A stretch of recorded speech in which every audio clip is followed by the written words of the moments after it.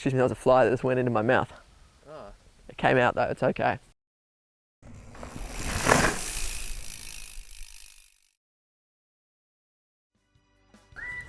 Hello everybody.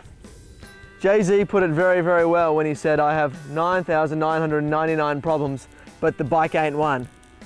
He was talking about the S-Works Camber 29er. So what has 9,999 got to do with it? Well, that's exactly how many dollars you're going to pay for the privilege of riding the S-Works Camber 29. But it's worth it. It really is. Now, S-Works bikes are a really special bit of equipment. They are the top of the top when it comes to Specialized lineup. Now, the Specialized range is absolutely massive, and I have to be totally honest, in the past, I didn't quite get the Camber. I didn't understand what it was there for. I mean, it sits very close to the Epic in terms of travel and geometry, but there is a world of difference, and now having ridden this bike, I totally get what it's about. It really combines the best elements of the Epic in terms of its very lightweight, its responsiveness and its efficiency, and then combines that with the confidence and the ride position of the stump jumper. In fact, after riding the Camber, it kind of does beg the question, why or who would you choose an Epic for? I'm riding an Epic.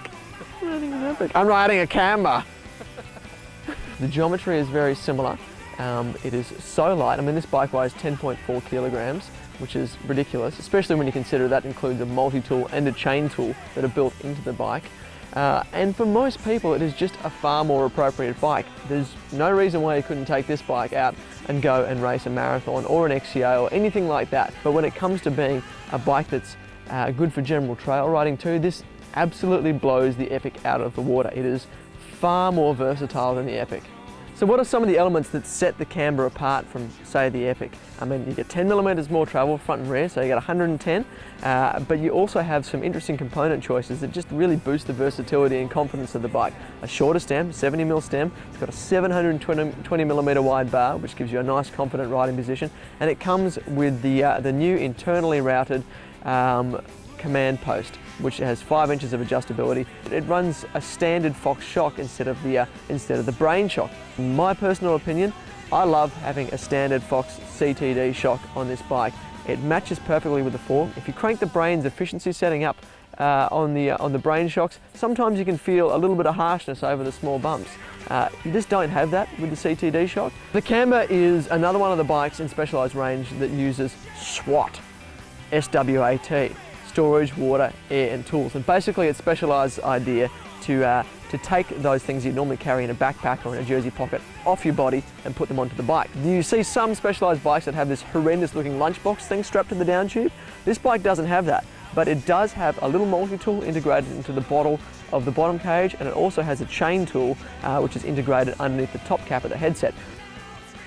Let's have a think about the way the Camber rides. We've talked a bit before about it being light and responsive and all that, and it really is. It doesn't leave much on the table when it comes to climbing performance. It just goes. It's heaps and heaps of grip available. The FSR suspension system is super supple over those small bumps, so you've got great traction all the time. It's got good tyres too, so none of that's a worry. Where it really stood out is on the descending in our mind, and this is where it really comes into its own in terms of being a very lightweight bike, but having some great descending properties.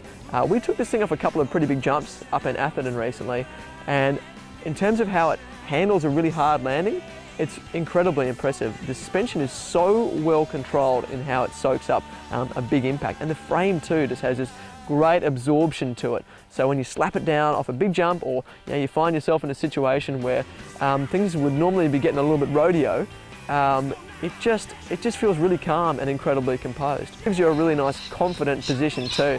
You never feel like you're cramped, like your elbows are in, and like you're in a position where you're locked in on the bike. You've always got room to move. It's got a nice low top tube, so you can swing the bike around underneath your legs and underneath your body, I mean. And it just has a great, confident, playful kind of ride that you just don't get on many super lightweight 4-inch travel bikes. Now, I'm well aware that this might have sounded like it was a commercial for Specialized, and that we've been incredibly positive about this bike, but come on, it's a $10,000 bike, and it's an S-Works $10,000 bike.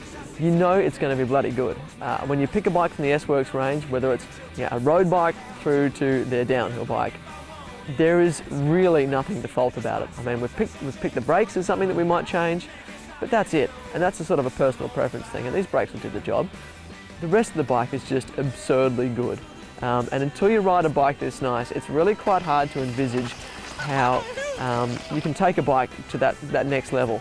And sure, it costs a lot to do it, but you know what? If you've got the money to spend, it's going to be pretty hard to find a nicer way to give yourself true riding pleasure if you're into that cross-country and trail riding scene than with this bike. That's the truth of it.